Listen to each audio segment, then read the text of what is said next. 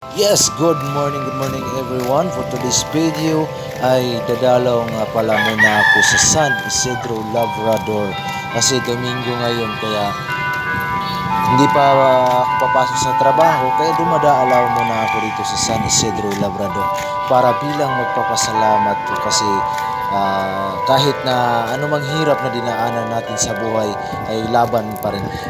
Pero dali-dali akong pumunta sa ating Poong Birhen Maria para nagpapasalamat na rin mga ka-idol dahil sa binigay niyang biyaya at pagbigay ng kalusugan sa atin araw-araw at ng paggabay sa ating pamilya at sa ating mga anak. Maraming salamat nga pala Birhen Maria dahil sa binigay mo sa akin araw-araw ng magandang pangatawan at makakain ako sa isang araw tatlong bisis. Maraming salamat. Sa lahat po nanonood ng aking mga video, maraming salamat po at sana gabayan mo po sila palagi.